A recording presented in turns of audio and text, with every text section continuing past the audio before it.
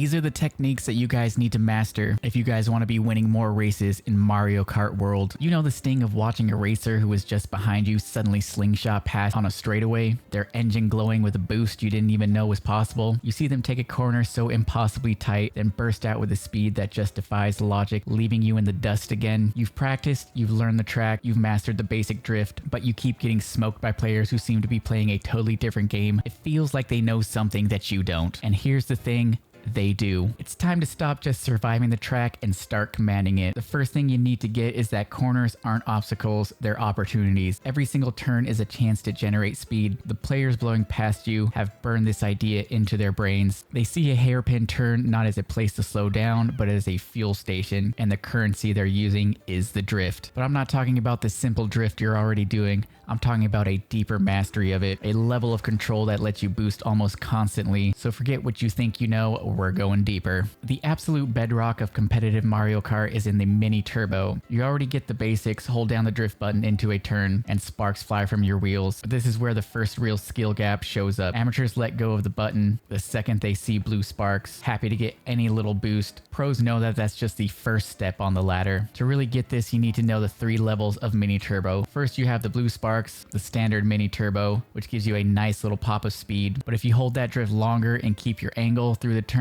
those sparks will turn orange. That's the super mini turbo. The boost you get from this is way longer and more powerful. For any medium length corner, this should be your new standard. If a turn lasts more than a second, you should be aiming for orange sparks minimum. But the real game changer, the technique that makes pros seem impossibly fast, is the 3rd level, the ultra mini turbo. Hold that drift even longer and the sparks will turn into a vibrant, crackling rainbow color. Releasing the drift at this stage unleashes a massive surge of speed that can carry you down an entire straightaway. This means you have to change how you even see the track. You need to start your drift earlier, sometimes before the turn even begins. A move called pre-drifting by starting your drift on the straight leading into a corner. Give yourself the most time possible to charge up, making sure that you hit those rainbow sparks on even a medium-sized turn. So what about those super sharp, almost 90-degree turns, the ones where holding a drift normally just sends you careening into a wall? This is where a key advanced technique comes in, brake drifting. While you're holding a drift and steering into the turn, a quick gentle tap of the brake button will make your kart pivot sharply. This tightens your drift angle without actually stopping the drift itself. It lets you carve an incredibly tight line around the inside of a corner, all while still charging your mini turbo. It takes some practice to get the feel for it, but mastering the brake drift is how you turn the toughest corners on the track into your own personal launchpad. The newer Mario Kart games have brought in verticality and new ways to interact with the track that have totally rewritten the rules. If you're not using these mechanics, you're just leaving free seconds on the clock and ignoring huge parts of the course. Let's start with the big one, the charge jump. If you hold the drift button while you're driving in a straight line, you'll see the kart crouch down and start charging up. When you let go, you leap high into the air. This isn't just for show, it's a tool. The charge jump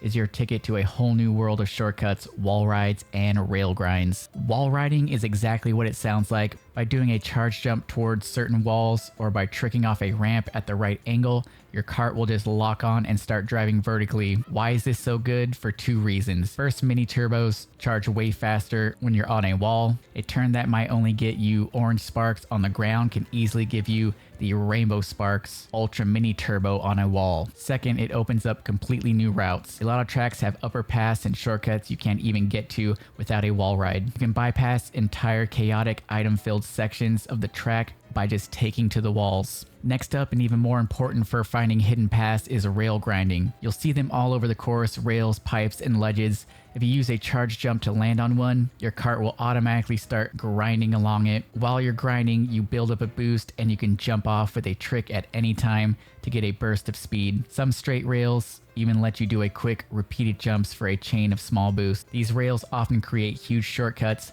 letting you skip entire turns or fly right over dangerous off-road patches. Learning where every single grind rail is on the track is basically mandatory for competitive play, and it gets even deeper. While you're grinding or wall riding, you can tilt the stick and jump to do a barrel roll, which gives you another speed boost when you land. By stringing together a charge jump into a wall ride, then jumping off with a barrel roll onto the grind rail, you can can create a chain of boosts that will leave other racers wondering if you just found a hidden star. Now, once you have the big mechanics down, it's time to polish your driving with the little things that really make a pro level driver. These are the small optimizations that over a 3-lap race add up to a massive lead. First, the rocket start. Getting a boost right at the start is key for getting an early lead and avoiding the mess of the starting line. The timing is specific. Press and hold the gas just after the number 2 appears in the countdown. Too early and your engine will choke. Too late and you get a weak start. Practice this until you can nail it every single time. It's a free advantage and there's no reason to miss it. Next is drafting or slipstreaming. This is a classic racing move that's more important than ever. By tucking in right behind another racer for a few seconds, you'll see wind swirling around your cart. Pull out from behind them and then you'll get a powerful boost that can slingshot you right past them. It's your best way to overtake someone without an item, but be careful because this goes both ways. If you're in first, be mindful of who's behind you and make little swerves to keep them from getting that free ride on your draft. Finally, let's talk about coins. They may not seem like a big deal, but they are critical. Every coin you grab increases your cart's top speed all the way up to a max of 20 coins. A racer with 20 coins is just plain faster than a racer with 0. Plus, you get a tiny little speed boost every time you pick one up. Make it a priority to grab coins, especially in the first lap. And here's a pro tip. If you get a coin from an item box, when you're in a high position, hold on to it. The game is coded so you can't get another coin from a box while you're already holding one. This guarantees your next item will be something defensive, like a banana or a shell, which is way more valuable for protecting your lead. So the techniques we've gone over are the keys to unlocking what you can really do in this game.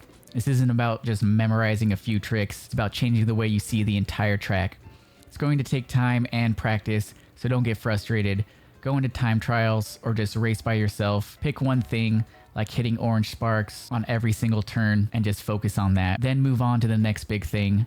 Master the charge jump, learn all the rail shortcuts on just one track. In conclusion, you don't have to wonder what the secret is anymore. The curtain's been pulled back. You now have the same knowledge as those players who used to leave you in the dust. The gap isn't about information now, it's all about execution. You know about the ultra mini turbos, you get the wall riding and rail grinding, and you know the sneaky power of drafting and managing your coins. The tools are in your hands. So get out there, hit the track, and start practicing. The podium is waiting. Which of these techniques are you going to practice first? Let me know in the comments below.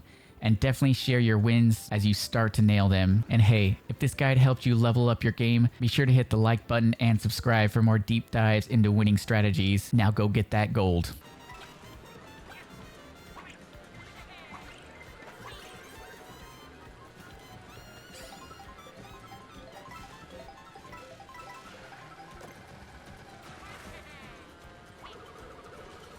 Oh, damn it, that was close.